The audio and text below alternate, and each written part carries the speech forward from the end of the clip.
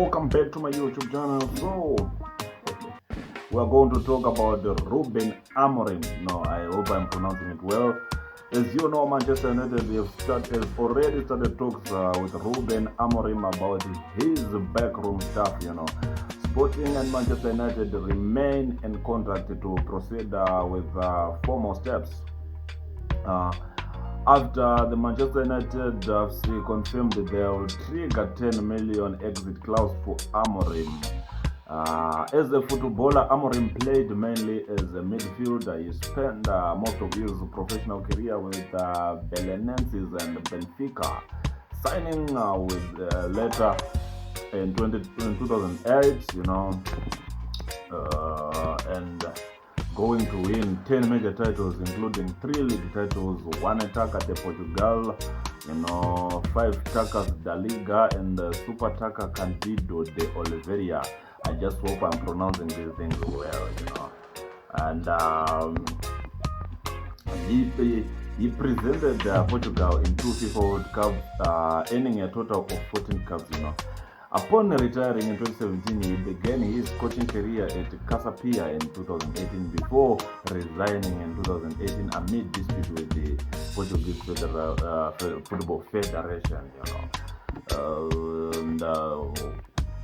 He was appointed as head coach at Braga B before taking charge of the first team in December 2019, winning the 2020 Taça da Liga.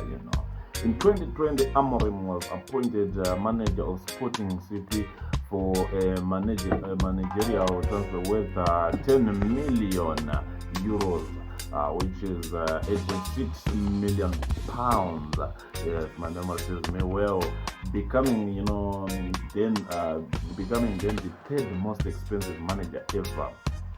He guided the club to a double of Taça da Liga and the Primeira Liga, ending the latest 19-year league title drought.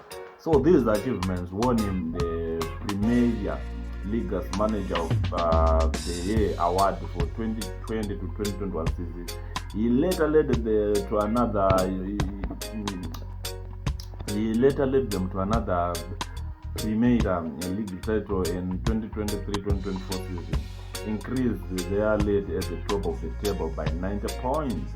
Shortly after, Amorim went on a trip to London to negotiate with West Ham United to take over as their new manager for next season, with ongoing manager David Moyes being set to leave.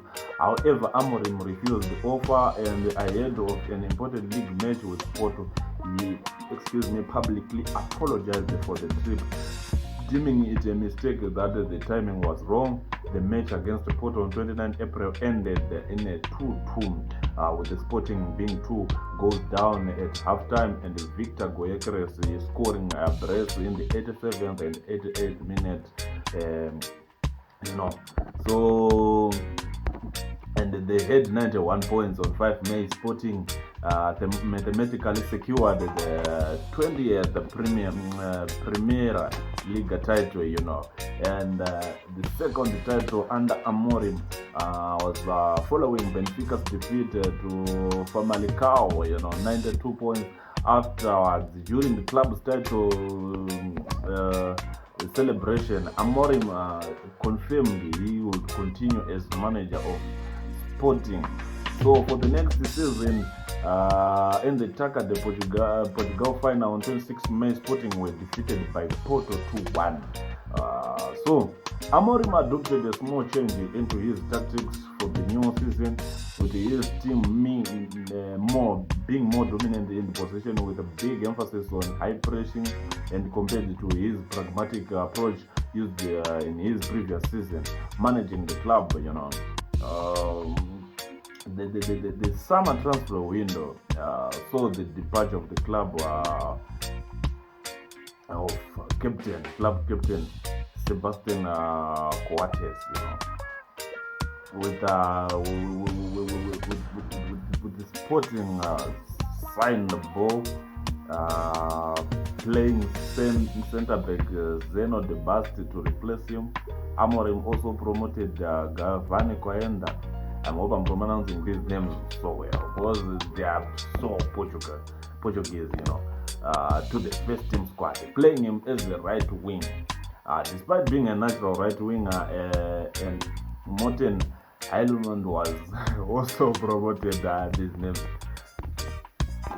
Morten Eilund was also promoted as the new club captain. Sporting also brought in Conrad Ada as a signing for the future to develop under Amorim, to serve as back striker for Victor Goekeres, So in his first match for the new season on 3 August, Sporting was defeated by rival Porto 4-3 in the 2024 Super what? It's called Super Taka Cantido de Oliveira.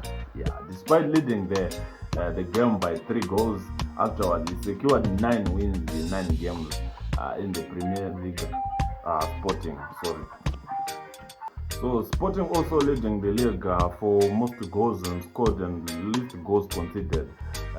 In the Champions League phase, Sporting embarked on an unbeaten run, securing 2 wins and draw. So shortly after, he was mentioned as a possible successor to Pep Guardiola at Manchester City, when Sporting's director of football, Hugo Viana, replaced his name.